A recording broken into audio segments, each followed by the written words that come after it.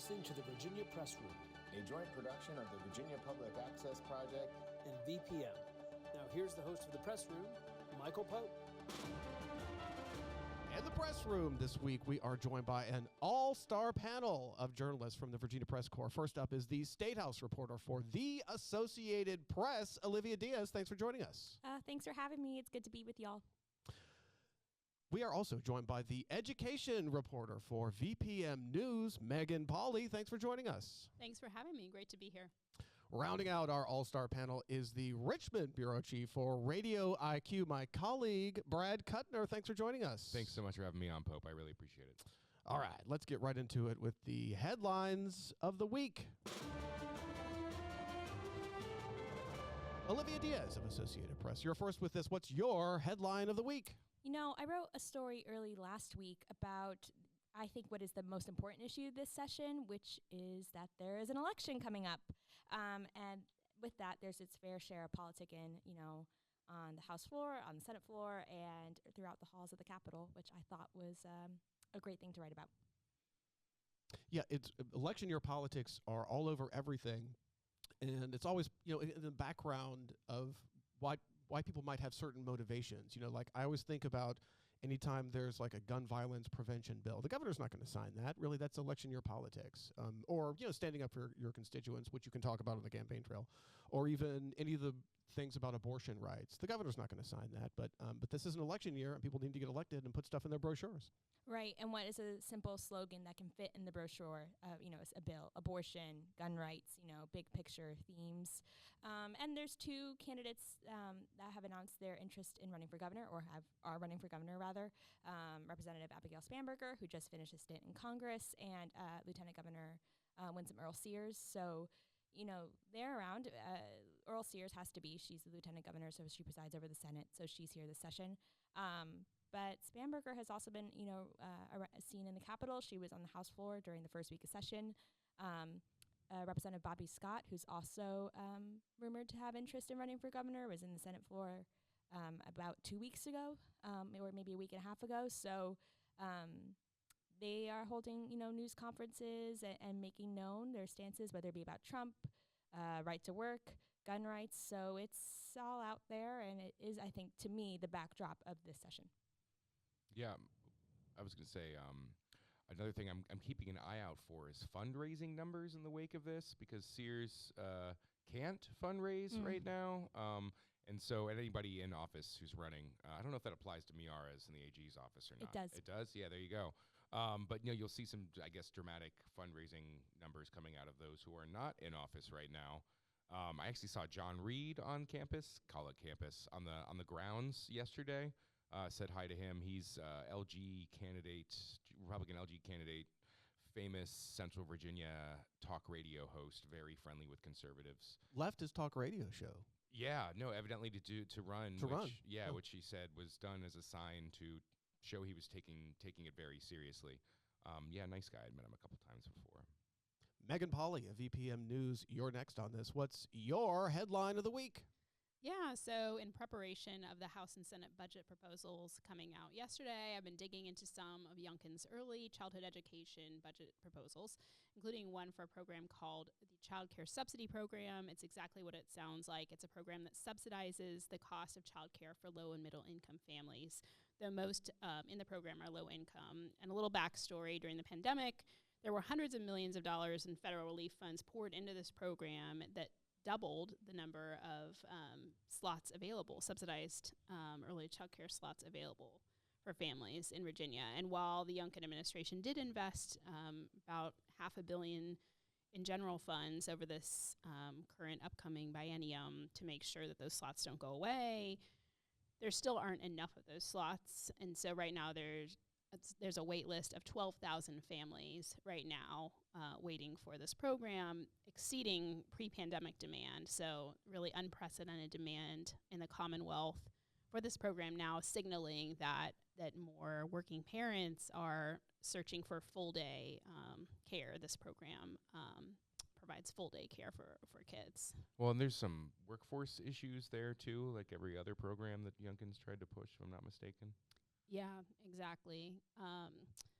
right now there's going to be a policy change in the upcoming year that will, right now you can be, there's an unlimited, I believe, amount of time that you can be searching for work and be in the program. You don't have to be employed right now, but they're going to put in a 90-day, I believe it is, requirement that if you have to search for work. If you don't find work, then you lose your slot.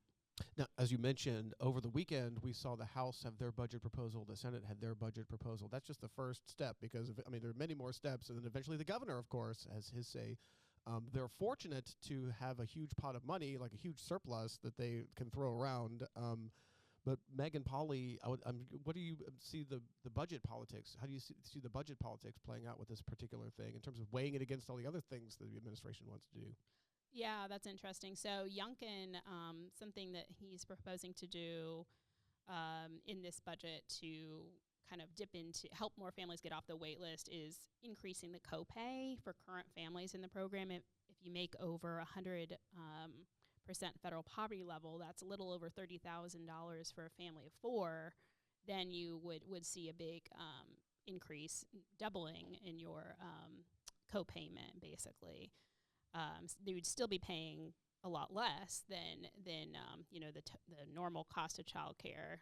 We're talking, $200-300. They'd be paying $200-300 a month compared to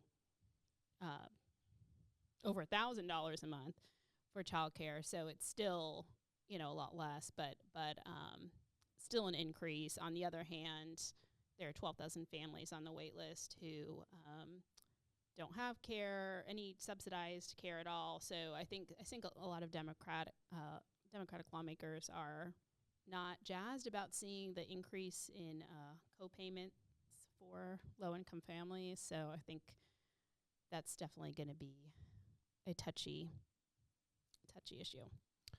Brad Kuttner of Radio IQ, you're next on this. What's your headline of the week?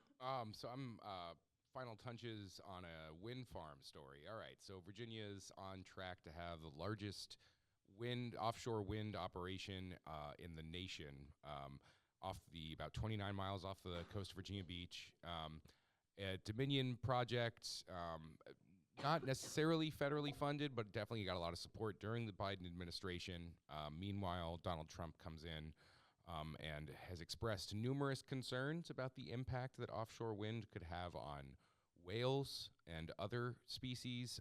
In some of the audio I found, he described windmills as pieces of trash paper scattered around the floor. So it's raising a lot of questions about this administration's future commitment to alternative energy. Youngkin, especially in the face of data center power increase demand, has said that he's all of the above energy, all the above, which includes solar and nuclear, but we're not talking about nuclear today. So he's been pro offshore. It's also in part because this project is massive, and in addition to being one of the largest in the country, it's the first in the Mid-Atlantic. There's a good number of projects up in the Northeast, and there's a lot of on the ground as opposed to offshore projects in Texas and in the middle of the country. So the economy that's developed since the offshore was first approved by the state legislature in 2020 as part of the Clean Economy Act, or Virginia Clean Energy Act, VCEA. Since that's come, they're about 50% completion. That lease is everybody's feeling good about the existing projects. CVOW, yeah. Coastal Virginia offshore wind. Yeah. 660,000 600,000. A lot of volts. A lot of houses. That's how many houses. It's predicted to be able to power. But there's been some unlikely allies or surprising allies, not necessarily surprising when I explain why. Biloxim on the Eastern Shore, obviously he's going to have constituents that are going to benefit from offshore investment in these projects.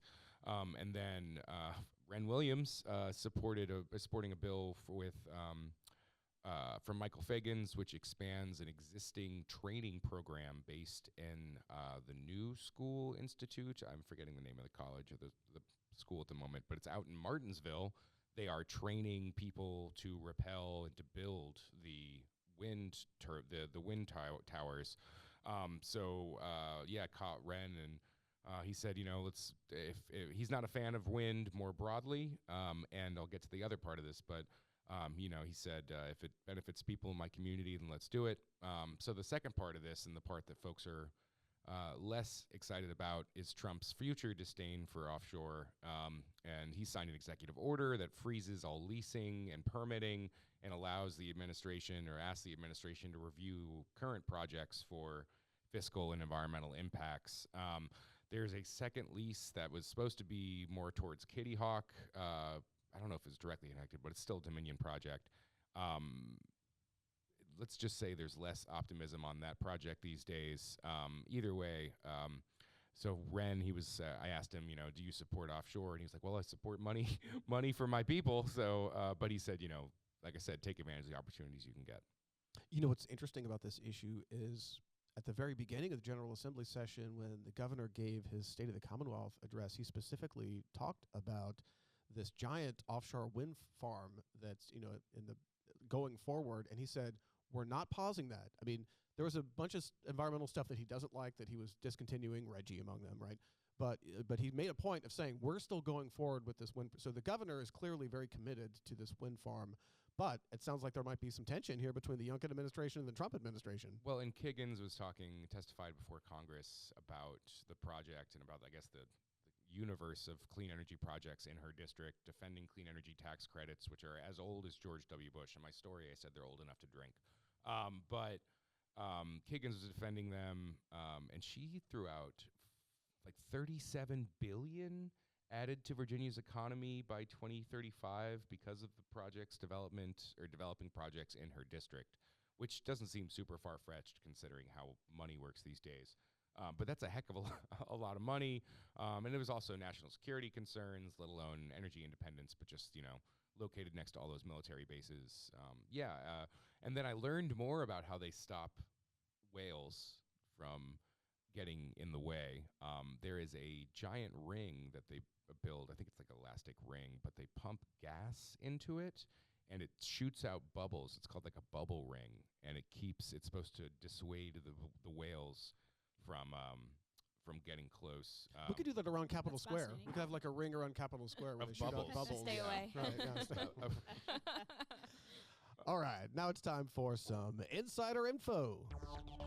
This is when our top reporters reveal the story behind the story, giving us an inside scoop on Virginia politics. Megan Pauley, you're first on this. What's your insider info?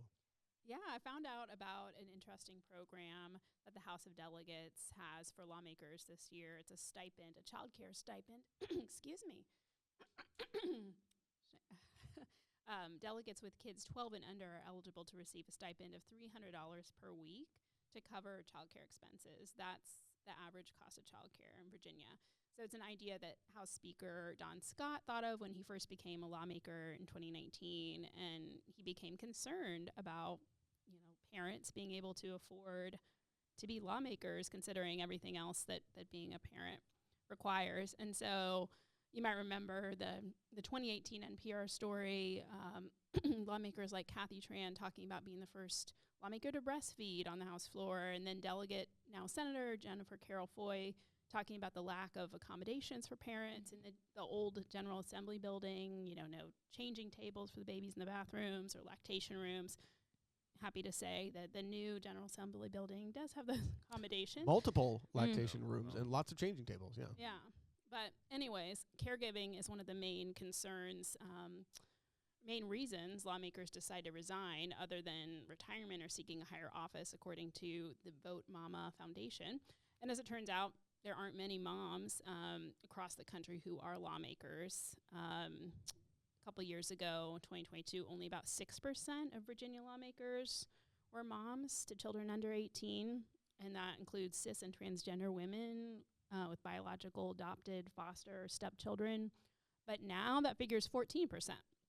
So, and it's actually higher than a lot of other states. So but still only a handful of Virginia lawmakers have given birth while in office, which brings along a whole other host of challenges. So that includes Delegate Adele McClure, who is a new mom and who became a Virginia delegate last year. So her daughter is 3 months old, and she's so cute. I know. Oh my gosh, so cute.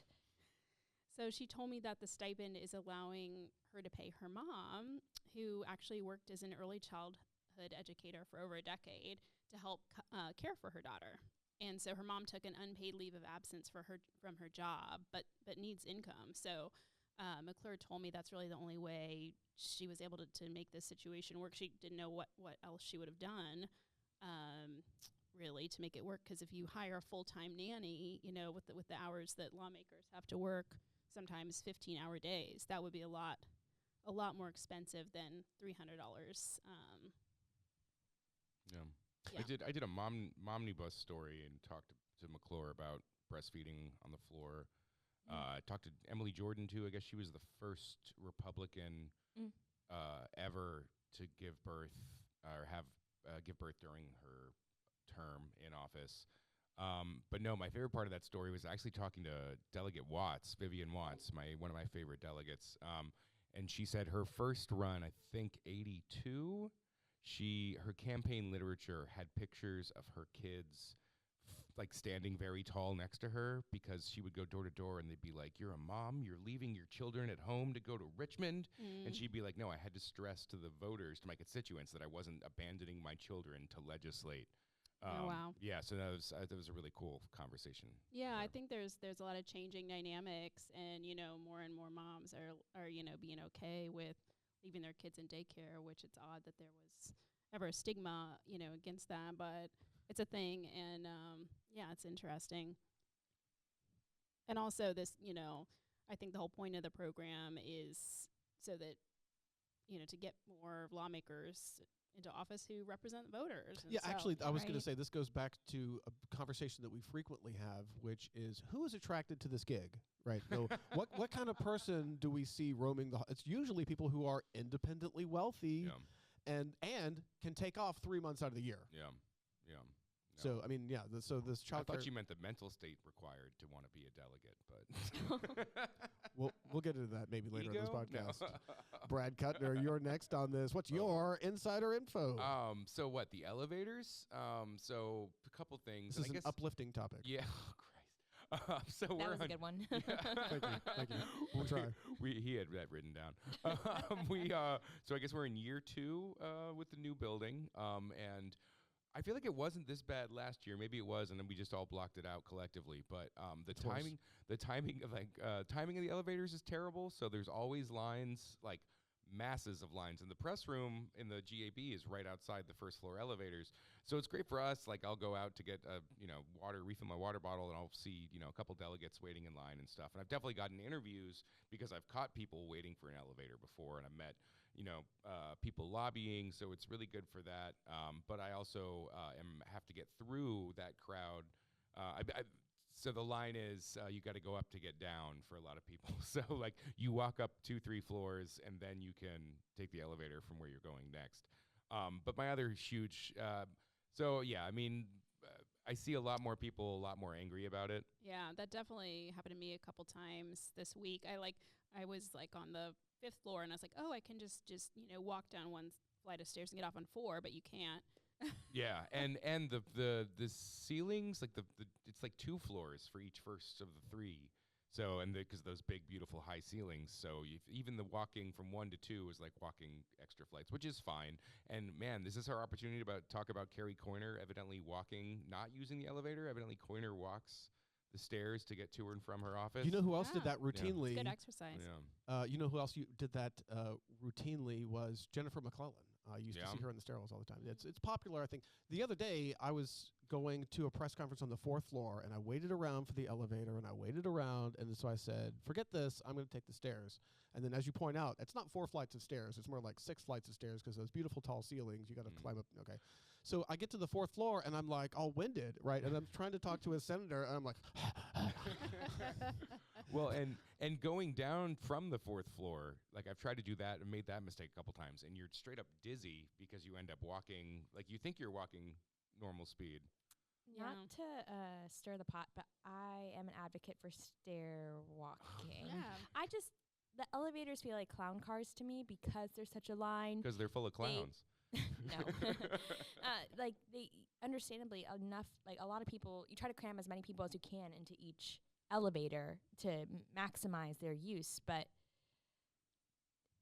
Yeah. that's not my jam. So I'm with you. and I'm with you. you stop at every floor, and the elevators are very fast moving, which is great, you know, but they stop pretty abruptly because they're so fast moving. So they're just not. I use them, like if I'm going to appropriations on the 12th floor. Yeah, I'm going to use the elevator, but I try not to. And definitely for those first few floors with the tall ceilings, I love using those stairs because they're easy to access. And one of my other complaints with the elevator is the speed. I don't know if it's the speed of the acceleration or the speed of the slow, but my stomach. I feel nauseated. Yep. Yeah, exactly. We're in the same So, camp. wow. Yeah, Yeah. my patience is definitely wearing thin for that. I've been trying to do the elevators the last few weeks, but I think the next few weeks I'm really going to try to do the stairs as much as possible. I'm done with the And elevator. you see people, sharing your struggle of being exhausted. That, that wind. solidarity. It's a shared wind. Wow, this topic really touched a nerve. Well, and because we said Brandon Jarvis's Virginia Scope article. I believe he signed it "Gossip Girl," which I really loved. I mean, it's a serious problem. It's not a serious problem. It's an insider. This is an insider problem. It's a first world problem. Yeah. Olivia Diaz of the Associated Press. What's your insider info? I thought about this for a while. I think my insider info might be earlier this week. I believe it was Tuesday. Delegate Tommy Wright had a healthcare incident on the floor. And I don't know if there's much coverage for it, and he seems to be all right, which is great news. But that was a scary moment, I think, for a lot of people, and that was interesting to witness firsthand. Yeah, What happened? I wasn't there. What exactly happened? House was about to adjourn, so I believe the clerk was going through all the schedule for the remainder of the day, all the committee meetings that were up next, and I just hear the gavel go 3 clicks, boom, boom, boom. And then everyone started turning toward Wright, and he just is having a health episode. Eventually they cleared the gallery, they turned off the cameras. There are no doctors elected, so there was no doctor in the House. So I believe Michael Pope can speak to this, but Senator McPike from down the hall came in. He's a volunteer firefighter at EMS, if I'm correct. Yeah, I was in the Senate chamber when all this went down, and it's funny, you could sort of tell something was going on, and although it was kind of unclear. And then I saw Senator McPike kind of give like a timeout symbol, and then he like bolted across the hall to get over to the. So yeah, he's a firefighter trained EMT. So yeah, he went over there. 0 doctors in the General Assembly currently, but I remember actually being in the House a few years ago when somebody went down, and there were 2 doctors. There was a Dr. Senator and also a Dr. House member. They're no longer in the General Assembly, obviously, but the Senator McPike is there, ready to give some emergency training, relief. Yeah, and it was interesting to see. Capitol Police, I believe, came initially. That was the first person to come. They were trying to walk Delegate Wright out of the chamber because it was such a intimate, personal moment. And I think all eyes were kind of on him, which is understandable. And he wanted to walk away on his own volition. I think there was a debate about like putting him on a stretcher versus letting him walk off the scene. And I think there was some on his own too. Yeah, though. he did. Yeah, and his office has since said, if I haven't said this already, that he was dehydrated. And that Beth Byer actually wrote an article about that. Fun fact: drink lots of water. That's your You're running those elevators. They're running up the stairs. Well, you can even meet sources, not the water fountain. Is what you're just saying. I think it's emblematic, though. It's you're going for hours at it. The General Assembly, it's starting sometimes 6, 7 in the morning. And you're going all day. It's fairly easy to get dehydrated. You know what I mean? And anyway, it was a really interesting moment. When eventually once EMS and first responders came to help him out, and he was able to finally get he put on a cap and walked out. Everyone was cheering, and it was a very to me sweet moment. And I think it's an insider moment. And he's doing okay, and he was around for the rest of the week. Absolutely, but it was kind of like it was a scary moment, but the moment quickly passed. I talked to Lopez, my boss. I was in the bathroom. My boss was like, "What just happened on the floor?" I was like, "Oh, I don't know." I ran, and Richmond police ambulance was already out front. And I walked up to the door. They had closed the rotunda, and Winsome Sears came out, and I was like, "What's going on?" I think she said, "It reminds us that we're all human," which was a really sweet moment from her. And then I walked in and saw Lopez. I was like, "Hey, what's going on?" He said, "Yeah, Tommy went down, but got back up, gave me a fist bump, and said, 'See you at committee at 7:30.' So sounded like he was in a good place." All right. Could you imagine doing that like 400 years ago, though? Like you're in a powdered wig, and it's 17 degrees outside because it's January, and you're just yelling at each other all day. Like I just try to imagine medical emergencies. Yeah. Well, then that's when they would cafeteria. Yeah. Well, that's when they would bring out the leeches and the bleeding instruments too. Okay. Moving on. All right. Well, now it's time for our game show segment, Buy, Sell, or Hold. I'll present a topic, and our panelists will make a choice. Do you want to buy, sell, or hold? Our topic today, odd year elections. Ever since 1851, Virginia has conducted odd year elections for the governor and the General Assembly. Brad Kuttner, you're first on this one. I wonder why. Buy, sell, or hold on odd year elections. I wonder why it started in 1851. I can go. Well, you can tell me, I'm sure, specifically. Actually, this is an important point. Before 1851, there were elections every single year because the term for the House was a 1-year term. So there was an election 1845, 1846, 1847, 1848. So so there was a new constitution in 1850 when finally the House members had a 2-year term. This is the first time ever that they had a 2-year term. So they had their first opportunity they had after the 1850 Constitution to have an election for those 2-year terms was 1851. So is this show still a plug for your book? Is that what we're getting? All right. Ouch. So Ouch. no, it's good. No, I love you so deeply, Michael Pope, because who the heck else would know that? Are you a buy, sell, or hold on this or not? I actually am a hold. Okay, wait. Now, no, I'm using this legitimately. For our listeners and our viewers who might not know all the dynamics of how this game show works, there is social stigma attached with being a hold. So, Brad Kuttner, I'm going to give you a boo. Boo for hold. What? Now, why can't you take a position here? Well, buy it or buy or sell? So look, I used to be, let's put elections on the same year as everybody else. House delegates and like it all lines up, and then we get the most voters, the biggest turnout. Last year we switched from May elections. We got rid of May elections and switched to all fall elections. So you mentioned we used to vote every year, hold elections every year. We still hold elections every year in Virginia, but that means also that Virginia is a breeding ground for talent, like for a campaign talent. At the same time, when they switched from May to fall elections, the talent pool got smaller because there were less people involved and there were more races going on. The Virginia Pilot had a really good story about this because they had a lot of May elections that then went to fall. And there were some electoral surprises more broadly. So I don't know. I mean, like I used to be real gung-ho on this, on democracy, most voters. But at the same time, it really just kind of reoriented the political strategies for a lot of people, and whether or not that's good or bad. And that's like Simon has a bill to do or like look into the idea of switching or switching terms to on years or off year, whatever you want to call it. Scott Surville does it? Has a resolution that creates a group, like a work group. The Democrats are creating a committee, look into it. Because it's actually really it's more complicated than you might think, because you also have to change city charters and county charters. And then you got the situation where what happens with the transition? Do you have a governor that has a 3-year term or a 2-year term instead of a 4-year term? 1-year term? Right. Yeah. But no, I mean, because Simon, so I know it through Simon because I'm in the House mostly, but raise the question, and it's not saying we got a complete answer, but maybe that's the answer in of itself, is the pursuit of the answer, and maybe the existence of the off-year elections continues the unknown. Like, it's just part of our unique Virginia fabric. I don't know. So yeah, I know I was hyped to hold before knowing the question, but now I'm genuine. Yeah, That you get booed. You get a love thrill. it. I You get love a it. thrill I out love it. of being booed. I will say, actually, you're making history on the podcast. You're the first hold for the press room. Hey.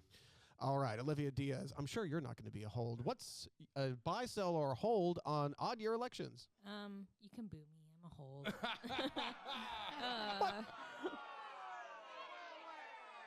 That's a lot of booze. It's a lot of Yeah, booze. a I lot know. of Yeah. booze. It's okay. I'm good with being uncomfortable. I need more time to think about this one. I think as a reporter, I love off-year elections because there is more space to get to know candidates, to report on elections, and I think there'd be a deluge of information if, it already feels like, an even-yeared elections, that there's like a lot going on. And I think having state elections be on different years, I just prefer as a reporter because it's fun, being able to cover campaigns and cover elections, but also I think I can be more thorough. With that said, we just had the 2024 election, and a lot of voters have expressed exhaustion and have expressed being done with news and done with politics, and done with like tuning in. And so to then say, all right, we got a big race, time to tune back in, I think it's a big ask, I think. And I think what might be best for the journalist might not be best for the voter. And so I need more time to see what people actually feel, and if that's just specific to this past 2024 election, or if that's usually true regardless. What I'm hearing you say is actually you're a buy and a hold. I'm a hold. I mean, I'm sorry, you're a buy and a sell, because actually you laid out some great reasons for the odd year elections and then also some problems with it. Well, if you just listen to people, if you look up any article about, that is kind of more voter specific, right? Like, I think just regardless of political party, regardless of what this past election meant for you, like there's burnout, it's a lot of noise. I can be empathetic to not wanting to have everything be loud. There's again. voter exhaustion. This is Surivel's argument and Simon's argument as well. Megan Pauley, I know that you've given some thought to this. Are you a Yes. buy, sell, or hold on odd year elections? Yeah, what to what Olivia was saying a minute ago, I was just thinking about, your average voter. What does this mean for them? And I had to look this up. I didn't know the answer to this. If employers are required to give people in Virginia time off from work to go vote, and I think the answer is no. From what I could find, the answer is no. I don't think so. Yeah. And so to me, that's problematic that the employers are not required to give people time off to go vote. So I think because of that, I would have to vote sell. Like, let's just, Well, thank you for let's- answering the yeah. question, because your two colleagues here are both holds. Two I need spineless. I need to hear more from people, right? Like, Saraval's argument makes sense, but that also might not be what people feel. That might not be what voters feel. I need more time. And maybe I am so sell would continue odd year elections? Sell, you don't like odd year No, elections. so buy that maybe. would So sell is the Surivel position, which is yeah. you get rid of them. and- yeah. And did he say that since the Iowa election the other day? Like, I would figure He has the same position now as now he did. as yes, he yeah. wow, congrats to him. I love a consistent elected official.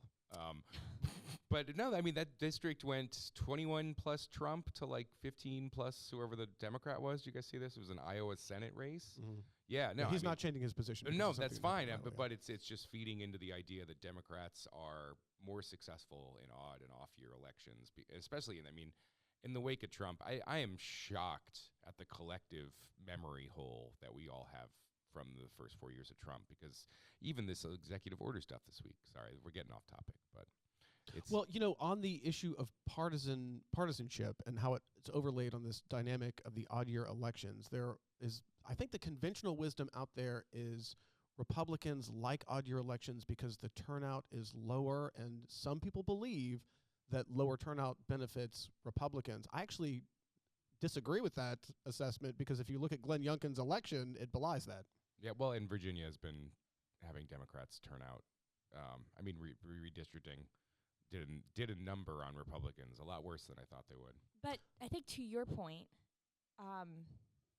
you know, a lot of what's been going out there, I believe, if I'm correct, there have been some statements maybe by the governor about, you know, with all the news of Trump this week about the federal funds and then that reverse and letting the funds flow, that this is what the voters want, right? Like they voted for Trump, which is true, but voters in Virginia, like Trump has never won Virginia. You know, in 2016, Hillary Clinton won. In 2020, Joe Biden won. And then last November, Kamala Harris won. So Youngkin was able to win his election, but that was not while Trump was in office. You know what I mean? I think he was able to distance himself from the MAGA movement in a way that appealed to more moderate voters. He did in 2021, but he's not doing that now. He has a different strategy. Well, they also got rid of closed primaries in Virginia, thanks to Dan Helmer.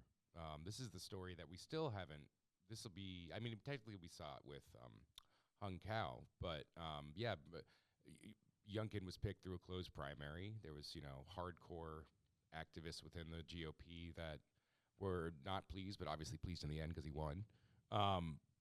But famously, Corey Stewart was a constant and would keep losing at 8-9 points to people. But bill signed 2 years ago with Helmer and somebody else demands overseas voter participation, i.e. veterans or active duty. And so they're allowed, they have to produce, the parties have to include them in the primary process, which makes it logistically and financially too costly to hold a closed primary. So special elections can still be done by a closed primary. That's what we saw with the Bob Good replacement with John McGuire's. No, maybe it's somebody else. But yeah. Yeah, and I think to your point back to off-year elections too, Virginia's so close to D.C. I think, well, not all of Virginia. Northern Virginia is very close to D.C. I do think part of the reason why reporters perhaps like it is because there's more attention on it. There's more of a relationship, or there it does is put Virginia in the spotlight. Yeah. Here, Yes. which, by the way, does that really help voters necessarily? I don't know that It's it us in, benefits us voters. in New Jersey. But it does bring a lot of national attention to Virginia as being a bellwether for trends and stuff like that. Right, and just, you know, I think people sometimes refer to it as like a referendum on what's going on nationally on a more statewide level. I don't know if I entirely prescribe to that, but I do think it's interesting nonetheless. All right, now it's time to open up our reporter's notebook. This is when our top journalists tell us what to be on the lookout for this week. Olivia Diaz of the Associated Press. What's in your reporter's notebook? I love how every time you introduce me, you say my full title, which is very I nice. want our listeners to know who you are in the Associated Press. So what is in your reporter's notebook? Crossover. This Hey. week's crossover. So all the bills that pass the House will go to the Senate and vice versa. I think it is, you know, when you walk through the Capitol and you walk through the General Assembly building, you hear lawmakers and staffers just say, "Oh, like we just got to make it to crossover." So things are really busy in the build up to it. But it's finally here. So I think that's going to be, you know, interesting to watch and see what makes it to the other side. There's a lot of larger project stories I was waiting for crossover to do, so I had the time to do so. I didn't have to worry about committee meetings as much. Yeah, sigh of relief for sure. Well, sigh of relief, but you know, in the days leading up to crossover's tomorrow on Tuesday, and so the Monday committee meetings are going to go on and on and on and on, and the Tuesday committee meetings are really going to go on and on. So I mean, there's this crush of legislation that the committees have to get through, and then there comes a time when the committees aren't even hearing anything anymore because everything has to go to the floor, and then. And the floor will go on and on and on and on. Yeah, Well, I that'll think be- they are doing some procedural tricks to make this a little bit faster. I know in the Senate they decided to do this thing where they're not going to necessarily do 3 readings for 3 Yeah, I days. They're heard going about to they're going to truncate that a little bit. Is that constitutional? They can just do that? They can suspend the rules. Yeah. Yeah, the rules are, you know, they make up the rules and they can suspend them anytime they want. All right, Megan Pauley of VPM News. What's in your reporter's notebook? Yeah, I'm tracking some higher education bills to see if they make it through crossover. Couple bills that are really aimed to help vulnerable students. So one bill is sponsored by Delegate Laura Jane Cohen. Fairfax County, it would require all public colleges and universities to accept students' individualized education plans. So this is for students with disabilities and get in K through 12 schools usually. And it's usually updated every 3 years anyway. So if it's updated within the last 3 years before a student applies to college, then colleges would have to accept that as proof of their disability, which Delegate Cohen told me can be really onerous, and that some colleges have gotten a negative reputation, she said, among some community members for just asking for additional documentation after additional documentation, proof after proof, and really that it was just really hard on families. And so following that bill, and then I mean, the fight over IEPs is endless. That's, that's not a solution. I don't think it's a solvable problem. No. And I mean, if some colleges have been requiring, additional psychological testing if the tests are older, and that can be really expensive, and families can have to wait for months to get these appointments, and so it's a really big problem. And another piece of legislation would create a grant program that colleges can tap into to access more funding for food pantries on campuses to address food insecurity among students. And the statistics are pretty startling. Like 30 to 50% of students are dealing with food insecurity. That can mean they either don't have enough food or they don't have access to high quality food. Like Megan, I was shocked by that. I was in the same press conference about where they talked about this. And so what you're really saying is 1 out of 3 college kids deals with food insecurity. That's kind of shocking. I went to the University of Richmond not so long ago, and I remember, not to age myself, but I remember back in the day, food insecurity was a huge problem. There would be a group me of just like leftover food for people who were food insecure to know, like if there was like an event or something, and they had extra food that, people would snap a photo, and it would go like that because it was for people who were food insecure. And that has always stuck with me, is showing that this is an instrumental problem here. What stuck with me about that press conference is all the college kids who were there, and they had taken the initiative themselves to create a food pantry and get the thing going and then get it funded. So I was really impressed to see the college kids taking this on. Right. Some of the food pantries are student run, and some of these efforts are really, really student driven. And because some of the funding for the pantries at the colleges is kind of all over the map, and kind of a lot of them are requiring leaning on donations to stock the pantries, and so maybe go sell the nap pods that VCU just bought and open. Oh yeah, no, those look nice. Yeah, Andrew Kearney from VCU Commonwealth Times. All right. Closing out our podcast with a strong finish. His future is so bright, he's got to wear shades. Brad Kuttner of Radio IQ, what's in your reporter's notebook? So as we all know by now, we've got the budget, but I did not spend all night looking at it. So for those of you who did, please let all of us know what you found. And I want the good, the bad, the ugly.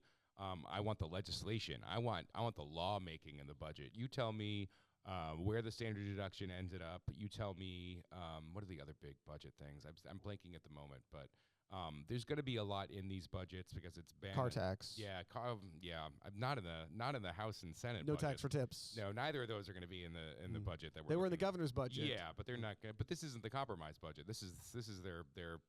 But it has to go back. Compromise remains to be seen, Yeah, I mean, the House and Senate budgets that came out over the weekend, I mean, that's important, but it still goes back to the governor. He still has another bite of this apple. And we'll definitely not be back in June for a special session. That's not going to happen at all. I know you can't see me wink behind the sunglasses or in the podcast, but we'll see you all in June. Medicaid. Oh, and Medicaid. Yeah, no, I heard somebody mention that last week, and the state's not ready. Nobody's ready for if things get as bad as they could, which arguably, I mean, they did a lot of bluster around this during Trump's first term, and I don't know if it's really going to be that bad, but if they want to cut off rural America's food supply, then wahoo. This is the press room. We're busy. That's it for this episode of The Press Room. Hit the subscribe button on your favorite podcasting app. Write a review on Apple Podcasts, and we'll be back next week for the next episode of The Press Room.